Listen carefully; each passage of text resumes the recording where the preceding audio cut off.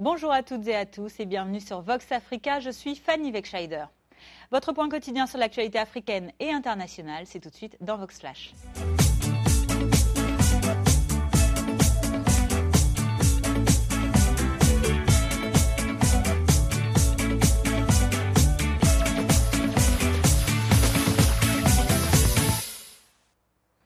Ouvrons notre journal de ce mercredi 10 février 2016 en Afrique de l'Ouest.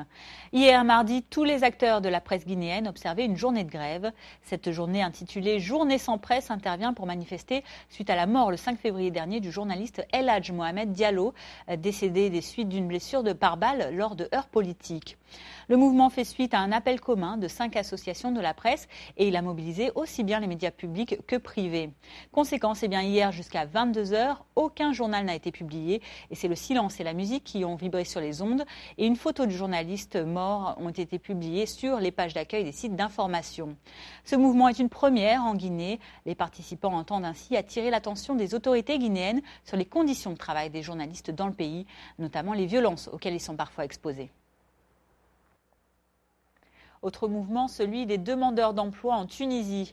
Hier, une soixantaine de chômeurs originaires de la ville de Gafsa ont effectué une marche de 400 km environ avant d'arriver dans la capitale Tunis. Ces personnes qui vivent dans le centre défavorisé de la Tunisie se sont rassemblées au cours d'une manifestation pacifique afin de réclamer des emplois. Leur marche a duré 8 jours. Comme Gafsa, plusieurs régions de l'intérieur de la Tunisie se plaignent d'être marginalisées et réclament un plan de développement spécifique, demande à laquelle le gouvernement ne répond pour le moment qu'en appelant à la patience. La marche achevée hier intervient alors que la Tunisie vit une période de contestation sociale depuis ce début d'année. Contestation partie de Kasserine dans le centre suite à la mort d'un jeune chômeur dans une manifestation. Et bien que la région de Gafsa soit stratégique pour la Tunisie puisqu'elle offre des mines de phosphate, elle reste surtout l'une des plus pauvres du pays et ses habitants se sentent abandonnés. Pour Ali, l'un des participants de la marche qui réclame de pouvoir parler aux autorités, l'idée de ce mouvement pacifique est venue de l'immobilisme observé des autorités régionales de certains gouvernorats. Écoutez. Nous sommes un groupe de jeunes chômeurs originaires de la ville de Gafsa. Nous détenons des diplômes d'études supérieures. Cette marche pacifique de Gafsa à Tunis a duré 8 jours.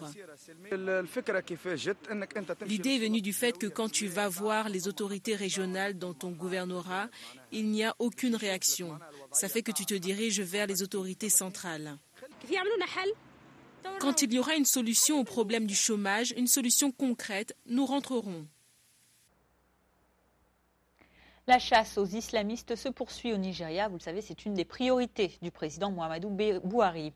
Les services secrets nigérians ont annoncé hier avoir arrêté, je cite, un recruteur du groupe État islamique en Irak et en Syrie, ainsi que 7 membres présumés du groupe Ansarou, une faction dissidente du groupe islamiste Boko Haram. Le département nigérian des services d'État, qui a fait l'annonce, a révélé le nom de cette personne arrêtée. Il s'agit de Abdul Salam Enessi Younoussa. Sans précision en revanche sur sa nationalité, le communiqué affirme tout de même que l'homme est détenu depuis le 17 janvier à Kano, la plus grande ville du nord du Nigeria. Et cette annonce intervient près d'1 an après le serment d'allégeance du chef nigérian de Boko Haram, Abubakar Shekau, au chef de l'État islamique, Abubakar al-Baghdadi. Depuis, de nombreuses rumeurs circulent sur des rapprochements possibles entre les deux groupes, notamment en Libye ou encore dans la région du Sahel. Toujours au Nigeria, rendons-nous au cimetière central de la ville de Maïdougouri, souvent la cible, vous le savez, de Boko Haram, justement. Là-bas, des fossoyeurs enterrent des islamistes, ainsi que le souvenir des victimes de ces insurgés. Reportage. Même les morts ne reposaient pas en paix quand les insurgés de Boko Haram ont jailli dans la ville de Maïdougouri, au nord-est du Nigeria. Dans le plus grand cimetière de la ville, les fossoyeurs se souviennent de la première intrusion des insurgés. Ils ont attaqué la tombe d'un imam. Nous sommes venus pour parler, mais nous ne savions pas qu'ils avaient des fusils. Nous nous sommes donc fait discrets parce que si nous avions insisté, ils nous auraient tués. Au pic des attaques à répétition et des attentats suicides perpétrés par Boko Haram, les fossoyeurs enterraient quotidiennement des dizaines, voire des centaines de corps dans des conditions sanitaires épouvantables. Mais la contre-offensive du gouvernement a ramené un semblant de paix dans cette ville éprouvée. Les choses ont changé maintenant. Les Boko Haram ont quitté la ville et se sont réfugiés dans la brousse. Il n'en reste que quelques-uns. Quand ils sont tués, ils sont amenés ici. Les cadavres des islamistes ne sont pas enterrés dans le respect des rituels de l'islam. Ils sont inhumés indifféremment dans ce vaste terrain vague. Quelques proches des victimes rendent visite aux défunts, mais le travail de forçat des fossoyeurs n'est pas reconnu. Nous travaillons du matin jusqu'à 18h à la fermeture des portes. Nous travaillons ici et personne ne se soucie de nous, même pour nous donner quelque chose, pour acheter de la nourriture. Ça nous fait vraiment mal. L'insurrection des islamistes de Boko Haram a fait plus de 17 000 morts depuis 2009. Avec l'arrivée au pouvoir de Muhammadu Buhari, l'armée nigériane a lancé une contre-offensive avec des alliés régionaux, mais peine encore à faire face dans les villes de l'extrême nord du pays. Dans le cimetière de Maïdougouri, les morts gardent pour eux les récits des atrocités subies aux mains des insurgés. Nous vous le disions dans notre journal du soir hier, de nombreux Sud-Africains ont manifesté à Johannesburg contre l'utilisation par le président Jacob Zuma des deniers publics pour des travaux dans sa résidence privée. Eh bien, sous la pression de cette opposition à l'initiative du mouvement de contestation, la défense du président sud-africain a reconnu hier devant la justice que M. Zuma avait eu tort de ne pas rembourser une partie de cet argent public. Une erreur donc selon la défense. L'avocat du président a déclaré que Jacob Zuma accepte également que la médiatrice de la République exige une action réparatrice dans cette affaire. Ce changement de tactique intervient à quelques mois seulement d'importantes élections locales et à 2 jours du discours demain, jeudi, de M. Zuma devant le Parlement sur l'état de la nation. Dans le Zimbabwe voisin, comme ailleurs en Afrique du Sud, au Malawi ou encore en Zambie, la sécheresse fait de gros dégâts. Conséquence, il y a une semaine environ, le président du Zimbabwe, Robert Mugabe, a déclaré l'état de catastrophe naturelle dans de nombreuses zones rurales de son pays. Hier, le Zimbabwe est allé encore plus loin en appelant les entreprises et les associations caritatives nationales à verser $1,5 milliard pour importer de la nourriture et pour empêcher une famine.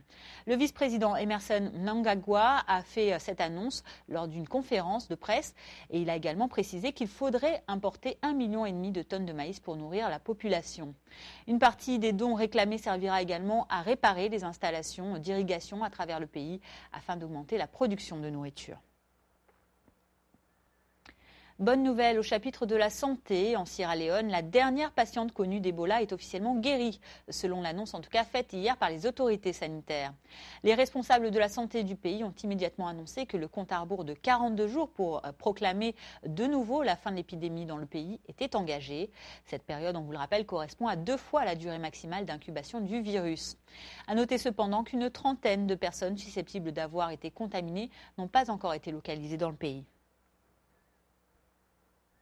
À l'international, la primaire électorale dans le New Hampshire aux États-Unis a livré ses résultats. C'est Donald Trump qui a remporté pour les républicains. Et côté démocrate, eh bien, Hillary Clinton a été battue par Bernie Sanders.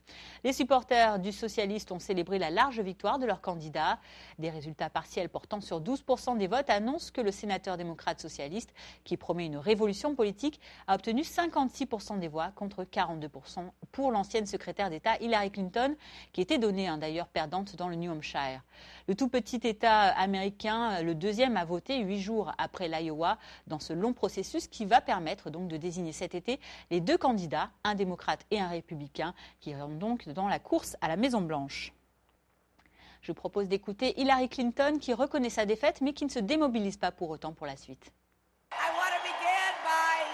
Je veux commencer par féliciter le sénateur Sanders après sa victoire ce soir. Et je veux vous remercier tous. Et je veux vous dire que j'aime toujours le New Hampshire et ça ne changera jamais. Je suis tout à fait convaincue que nous devons poursuivre notre combat et notre campagne pour les droits de l'homme. Les droits des femmes en font partie. Les droits des homosexuels, les droits des travailleurs, le droit de vote, tous ces droits pour tous les Américains.